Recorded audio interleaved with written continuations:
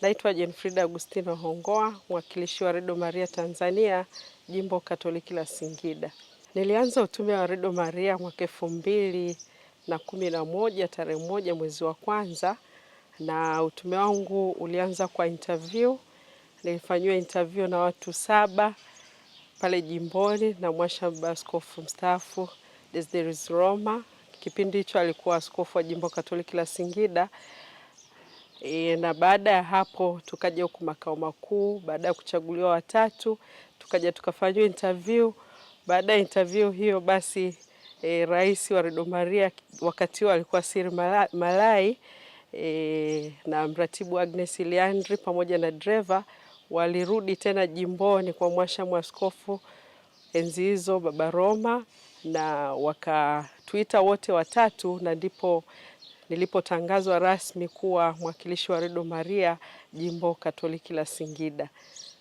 Katika ile interview tulikuwa na maswali ya pekee kabisa. Swali ambalo nafikiri nililiweza mpaka makao makuu ni pale nilipoulizwa mbatizwa, utamtambuaje mbatizwa? Huyu ni mbatizwa kwa namna ipi?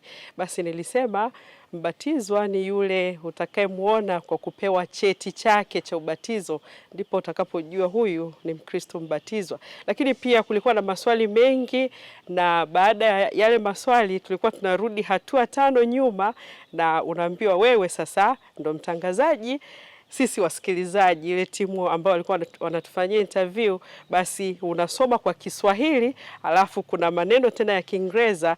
Basi yalikuwa mambo kama hayo. Kwa kweli kamoyo kalidunda, na kalidunda haswa kwa sababu ukirudi upande wa mambo ya habari mpaka sasa sikuwahi kusoma, ni zile kozi tu ambazo ninazo na zimenifikisha hapa, lakini nilikuwa naogopa sana. Lakini nilipofika mkutano wa kwanza, tulikuwa tunakutana majimbo kama 10 tu, basi niliona kumbe hii ni timu, hii ni familia, nikaanza kuzoea. Lakini ni kitu gani kilinifanya nikaupenda utume wa Redo Maria? Ni pale nilipofika mkutano wa kwanza. Nakumbuka mkufunzi wetu wa mambo ya habari alikuwa ametoka Uganda. Mimi niliugua sana na nilikuwa najifunika mablanketi mpaka 3 4 kwa joto la Dar es Salaam.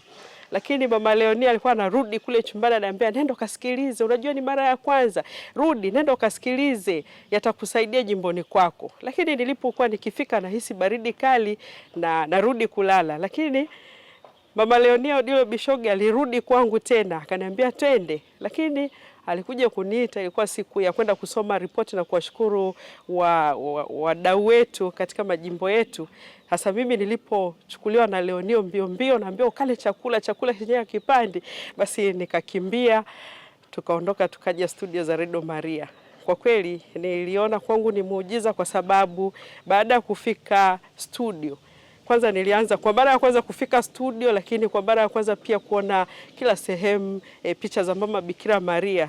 Sikujua ni kitu gani kilifanyika pale, lakini mimi nilipona. Na kumbuka wakati wa Agnes Iliandri mratibu wetu kipindi hicho alikuwa anajiandaa kunipeleka mimi hospitalini kabisa, na alikuwa akiuliza hivi mna namba za wazazi wake. Kwa hiyo nilikuwa na wakati mgumu katika ile homa, lakini baada ya kuingia katika studio za Redo Maria nikawashukuru wana Singida, basi mimi homa yangu iliishia hapo na nikasema sitaacha utume wa Redo Maria kamwe. La kwanza kabisa, wana Singida kama mnavyojua, nafikiri wakarimu sana na wanapokea utume wa Redo Maria, na kwa namna nyingine huwa tunasema yawezekana Bikira Maria moyo wake uko pale Singida, kwa sababu namna wanavyopokea utume wa Redo Maria hata tunapopitia katika magumu mbalimbali ama changamoto mbalimbali. Na kama tunavyojua Jimbo Katoliki la Singida tunategemea zaidi kilimo, basi hata mvua zile zisiponyesha, unaona bado watu wanatoa kile kidogo chao kwa ajili ya utume wa Redo Maria. Kwa kweli najivunia sana, na hata wao wanaponiona mimi nimefika huwa wananipa chochote. Kikubwa ni ukarimu.